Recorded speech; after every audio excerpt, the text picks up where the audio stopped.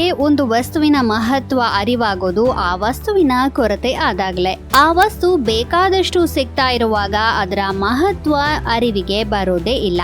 ಈ ಮಾತಿಗೆ ಅತ್ಯುತ್ತಮ ನಿದರ್ಶನ ನೀರು ಅಥವಾ ಜೀವಜಲ.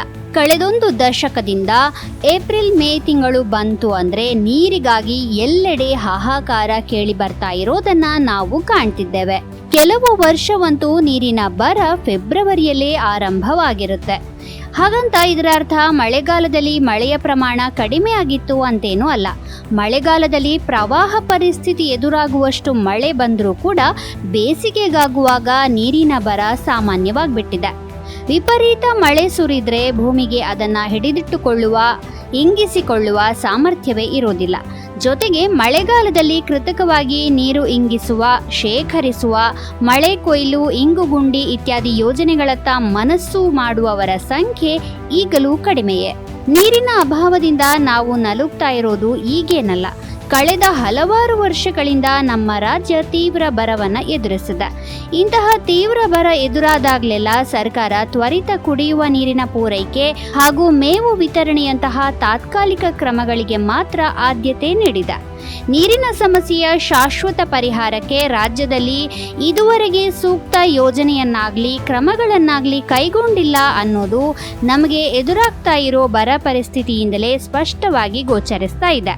ಸರ್ಕಾರ ನೀರಿನ ಸಮಸ್ಯೆಯ ಶಾಶ್ವತ ಪರಿಹಾರಕ್ಕೆ ರೂಪಿಸುವ ಕಡ್ಡಾಯ ಮಳೆ ಕೊಯ್ಲು, ಇಂಗುಗುಂಡಿ, ಕೃಷಿ ಹೊಂಡ, ಮಳೆಗಾಲದಲ್ಲಿ ಸಸಿ ನೆಡುವ ಕಾರ್ಯಕ್ರಮ, ನೀರಿನ ಮಿತ ಬಳಕೆ ಬಗ್ಗೆ ಜನರಲ್ಲಿ ಅರಿವು ಮೂಡಿಸುವ ಕಾರ್ಯಾಗಾರ ಇತ್ಯಾದಿ ಯೋಜನೆಗಳೆಲ್ಲ ಕಡತದಲ್ಲಿಯೇ ಉಳಿದುಬಿಟ್ಟಿವೆ.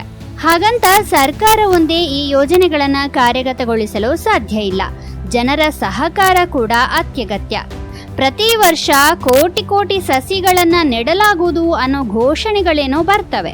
ಆದರೆ ಮಳೆಗಾಲದ ಸಂದರ್ಭದಲ್ಲಿ ನೆಟ್ಟ ಸಸಿಗಳು ಎಷ್ಟು? ನೆಟ್ಟ ಸಸಿಗಳನ್ನೆಲ್ಲ ಪೋಷಿಸಲಾಯಿತೆ?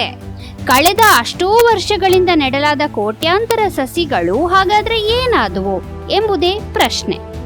ಈ ಪ್ರಶ್ನೆಗಳನ್ನ ಯಾರೂ ಕೇಳುವ ಗೋಜಿಗೆ ಹೋಗದಿರುವುದೇ ನೀರಿನ ಸಮಸ್ಯೆಯ ಭೀಕರತೆಗೆ ಇನ್ನೊಂದು ಕಾರಣ.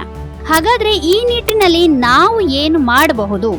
ಸಿಹಿ ನೀರಿನ ನೈಸರ್ಗಿಕ ಮೂಲಗಳಾದ ತೆರೆದ ಬಾವಿ, ಕೆರೆ, ನದಿ, ಸರೋವರಗಳನ್ನ ಯಥಾಸ್ಥಿತಿಯಲ್ಲಿ ಕಾಪಾಡಿಕೊಂಡು ಬರುವುದು, ಸಾಧ್ಯವಾದಷ್ಟು ಕಾಡನ್ನ ಬೆಳೆಸುವುದು ಮತ್ತು ಮುಖ್ಯವಾಗಿ ಸ್ವಾರ್ಥಕ್ಕಾಗಿ ಗಿಡ ಮರಗಳನ್ನ ಕಡಿಯುವುದನ್ನ ತಡೆಗಟ್ಟುವುದು, ಮಳೆ ನೀರನ್ನ ಇಂಗಿಸುವುದರ ಮೂಲಕ ಅಂತರ್ಜಲ ಮಟ್ಟವನ್ನ ಏರಿಸುವುದು, ಮಳೆ ನೀರು ಕೊಯ್ಲು ಮಾಡುವ ಕಾರ್ಯದಲ್ಲಿ ಎಲ್ಲರೂ ಭಾಗಿಯಾಗುವಂತೆ ಮಾಡುವುದು, ಮನೆಯ ವ್ಯಾಪ್ತಿಯ ಕಾಂಪೌಂಡ್ ಸುತ್ತಮುತ್ತ ಬಿದ್ದ ನೀರನ್ನ ಹೊರಗೆ ಹೋಗದಂತೆ ಇಂಗುಗುಂಡಿ ಮಾಡಿ ಇಂಗಿಸುವುದು, ಹೂಳು ತುಂಬಿರುವ ಕೆರೆಗಳ ಹೂಳು ತೆಗೆಯುವ ಕಾರ್ಯದಲ್ಲಿ ಭಾಗಿಯಾಗುವುದು.